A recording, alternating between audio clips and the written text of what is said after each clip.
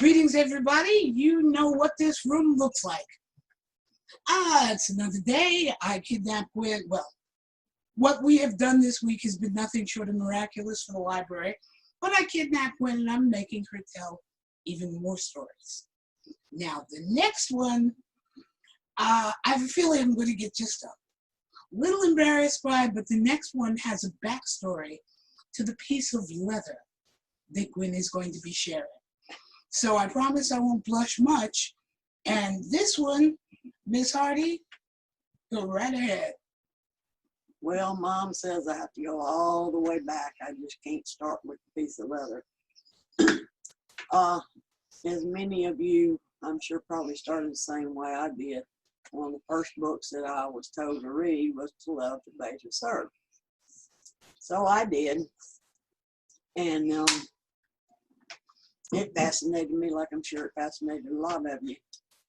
Well, fast forward a little bit, one of the years after Miss World Leather, I had taken a road trip up and stayed with Mama, Vi, and Jill for about a week to 10 days or so. When I was there, I started cataloging all the magazines and everything that she had and stuff because she was notorious for buying duplicates because she didn't know what she had. So I helped her out there. And during the course of that week, later during the week and everything is when 12th night happened. Well, I had kind of disappeared and everything during all the mass chaos downstairs, and I had gone up to Vi's room. And for some reason, I was in her closet. And not only did I find the big shackles that she used to have to wear to sleep in, and I thought I was going to get a full of muscle just trying to pick the darn things up. They were that heavy. But while I was in there, I ran across a shirt that she had that I really liked. And so I took it out and I laid it across her bed, and I went and asked for a Sharpie and a newspaper. And pretty much I attempted the best I could to draw out and trace the pattern of that shirt because, you know, I've tinkered around with leather work and stuff like that. And she thought I was nuts and everything, but by the time she came up and finally found where I was, because she was wondering where I disappeared off to, and I told her what I was doing. And there were two of these originally made because I really liked the shirt. The first one I made in red leather, and boy was it sharp. But I sold it off of eBay whenever it became too large for me. And this one I didn't sell because it's the hunter green, which is the boy colors. But this is the end result of that shirt that I found in her closet.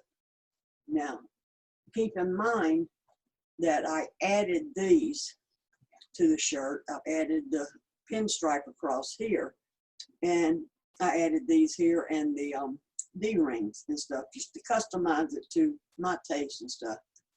And I also did it on the back, making it stand out a little bit, you know, more and everything.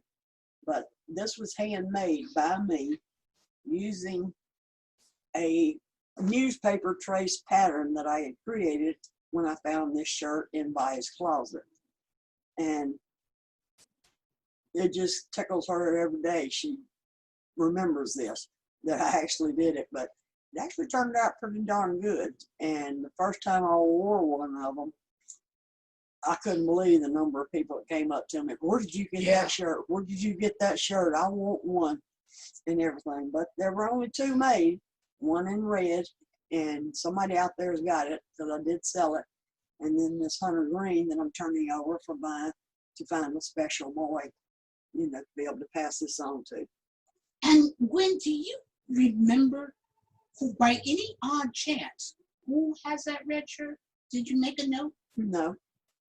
Back then I wasn't too concerned with it. It was too big and I could use the extra cash, so I sold that one on eBay. I have no idea who bought it or anything. Just wondering. Just wondering. And you notice the constant references to eBay, and you remember that pin Mama's You eBay know, whore. that we showed you the last time we did stories, Mama's eBay whore. Now you That's understand. why Karen Ultra insisted Mama need to give me a being called Mama's eBay whore.